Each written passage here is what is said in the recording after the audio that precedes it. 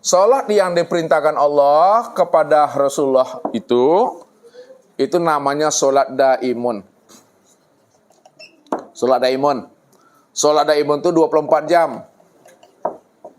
Nah, setelah sholat daimun, baru sholat yang 50 rakaat. Setelah itu turun 17 rakaat itu. Yang 5 waktu itu Bapak Ibu. Nah, barulah Rasulullah turun jumpa Nabi Ibrahim. Nabi Ibrahim tidak ada komentar. Turun ke langit yang ke-6 jumpa Nabi Musa. Lalu Nabi Musa bertanya kepada Rasulullah, "Wahai Muhammad, apa yang engkau dapatkan daripada Tuhanmu?" "Aku diperintahkan Allah namanya sholat daimun." "Hai Muhammad, umatmu nggak akan mampu melakukan sholat daimun. Minta kepada Allah ya supaya jangan sampai ada umatmu melakukan daimun. Nggak mampu. Setiap waktu, setiap detik. Akhirnya barulah secara syariat. Nah, turunlah secara syariat nih. 50 pun berjumpa Nabi Musa tidak juga mampu.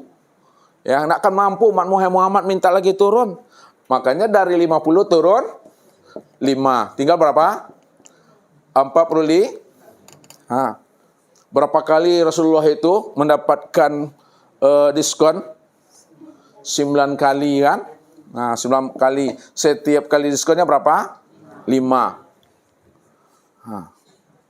Akhirnya apa kata Musa? "Wahai Muhammad, 5 kali pun tidak akan sanggup umatmu melakukannya." Apa kata Rasulullah? "Wahai Musa, aku ini malu berjumpa Allah. Kemana wajahmu mau dihadapkan wajah ini lagi? Ya, dari daimun sampai 50 sampai 17 5 kali sehari semalam. Aku tidak mau lagi minta kepada Allah. Aku akan laksanakan ini dengan umatku." Rupanya apa yang disampaikan oleh Nabi Musa, ada enggak umatnya Rasulullah itu tidak sanggup mengerjakan yang 5 kali sehari semalam tuh? Ah, tuh ya. Ini makna secara syariatnya. Makna hakikatnya 5 kali ini dan yang 9 kali kemana kita memandangnya Bapak Ibu? Ya, 5 kali turun itu, lihat takbir Allahu Akbar. 1. Allahu Akbar, ruku. 2. Allahu Akbar, sujud. Allahu Akbar. 4, duduk. Allahu Akbar, lain lagi. 5. Itu 5 kali turun itu. 9 kali ini, itu di waktu tahayat itu. Salat subuh berapa kali? 1. Zuhur berapa kali tahiyatnya? 2. Asar 2. Maghrib 2. Isya 2. 9 kali itu. Di perjalanannya. Makanya kita mesti mampu memahami rahasia sholat ini Bapak Ibu. Ya.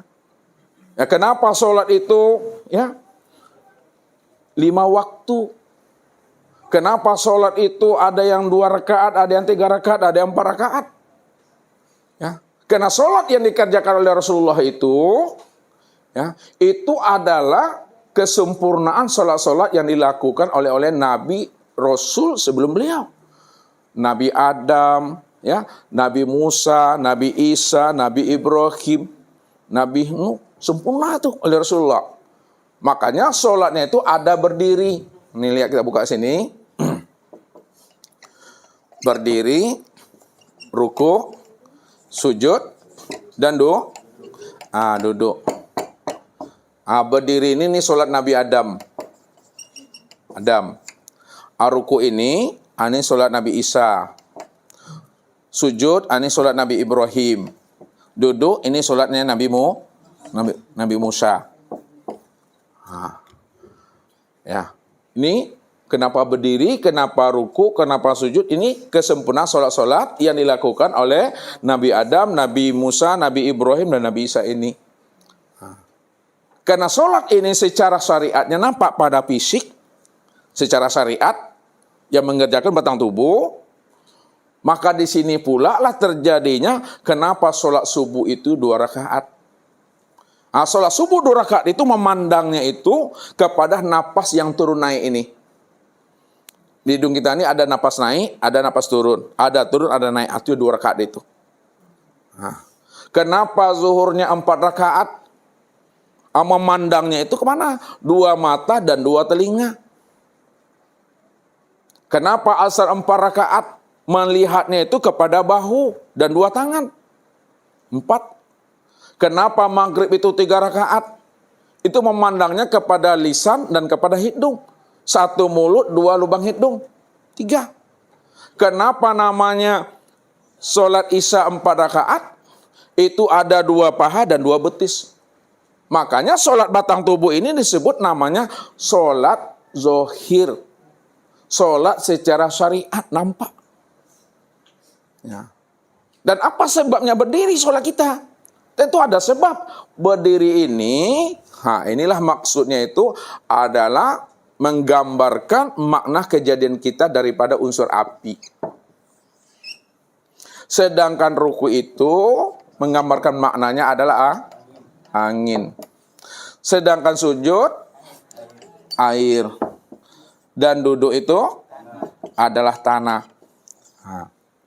Itu maknanya. Namun baca di balik itu lagi Bapak Ibu, api yang dimaksud itu bukan api kompor, bukan api yang ada di dunia ini. Akan tetapi yang dimaksudkan api ini adalah sifat jalalullah. Nih. Jalalullah. Apa artinya itu? Sifat kebesaran Allah. Kemudian kenapa ruku? Bukanlah angin ya yang barat di timur, bukan angin ada di dunia. Itu menggambarkan hakikat sifat jamalullah. Kenapa sujud? Bukan air yang ada di rumah, bukan air yang ada di bumi. Maksud air itu adalah sifat qaharullah. Kemudian kenapa mesti duduk? Bukan tanah yang berpasir, tanah yang ada di bumi, tapi itu maksudnya adalah hakikat sifat kamalullah. Apa artinya? Kesempurnaan Allah tuh. Jalal apa artinya? Kebesaran Allah. Maka nampaklah huruf alif pada kelima Allah tuh. Jamal apa artinya? Keindahan Allah nampak pada huruf lam awal. Qahar apa artinya? Perkasaan Allah nampak pada lam akhir. Kamal apa artinya? Kesempurnaan nampaklah pada huruf ha itu. Itulah maknanya siapa yang berdiri itu? Yang berdiri itu adalah Allah. Siapa yang ruku? Allah. Siapa yang sujud? Allah. Siapa yang duduk? Itu adalah Allah. Maka pada saat Bapak Ibu mendirikan sholat, maka disitulah sebenarnya yang berdiri itu adalah Dia. Yang ruku itu Dia, yang sujud Dia, yang duduk Dia. Itulah makna yang selalu Ustaz katakan sama Bapak Ibu. Bisakah Bapak Ibu menuliskan kulima Allah tanpa pakai spidol, tanpa pakai papan tulis, tanpa dipikir-pikir? Bisa. Itulah sholat itu. Allahu Akbar. Ini huruf alif nih. Allahu Akbar. Itu lam awal. Allahu Akbar. Itu lam akhir. Allahu Akbar. Itu yang ha itu. Itu yang Allah. Itu maknanya tuh yang sebenarnya. Memahami akan rahasia sholat. Makanya Allah katakan, Kif ya Muhammad, ana rabbaka usolli. Berhentilah engkau yang mengatakan sholat Muhammad, akulah Rabbmu yang sholat yang sebenar-benarnya.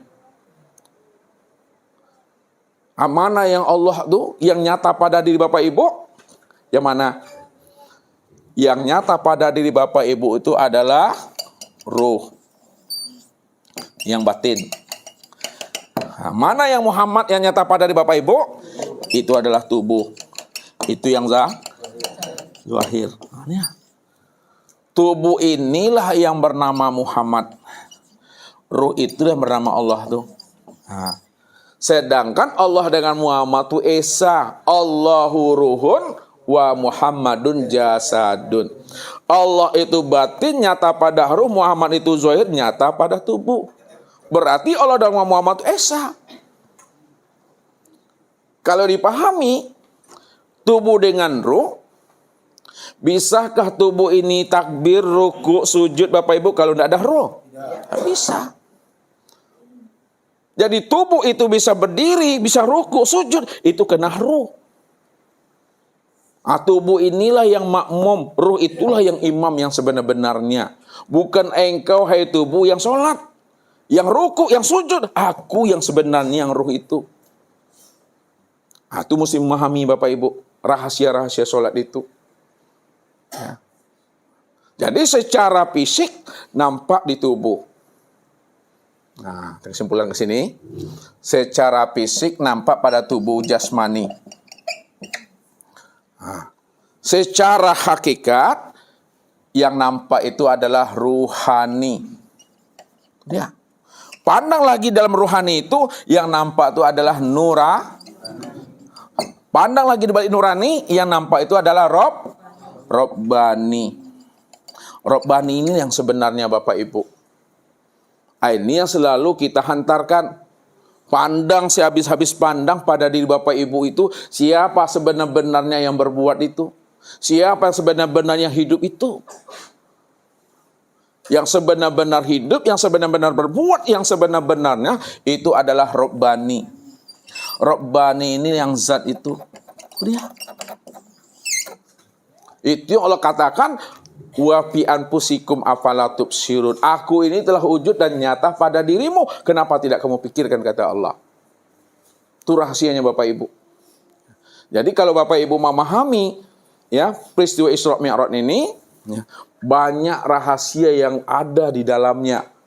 Jadi peristiwa Isra dan Mi'raj itu ini yang Ustadz buat di dalam suatu kelima Khotamun Nubuwah. Itu gambarnya di mana tuh? Diturunkan. Khotam Nubuwah itu. Ini rahasianya. Jadi Bapak Ibu pahami ini, 3 alam ini. Baitul Ma'mur, Malail A'lah, dan Raf-Raf. Lihat kalau kita buka ini. Baitul Ma'mur inilah asal daripada tubuh insani kita Bapak Ibu. Asal tubuh. Jadi tubuh insani kita asalnya dari Baitul Ma'mur nih. Jadi kalau kita meninggal, pulangnya ke Baitul Ma'mur tuh. Tubuhnya. Kemudian Al-Malail A'la, ini asal kejadian ruh. Jadi ruh kita itu asalnya dari Al-Malail A'la tuh. Pulangnya ke situ. Sedangkan Raf-Raf ini adalah asal kejadian hati ruhani. Balik ke sini. Jadi Baitul Ma'mur, Malail A'la, dan Raf-Raf inilah yang disebut namanya alam lahud. Alam Tuhan atau alam Nazarullah. Ini dia. Atau namanya alam Robbani. Atau namanya alam lahud, alam ketuhanan. Itu dia. Itu asalnya. Seluruh ilmu juga turunnya dari sini.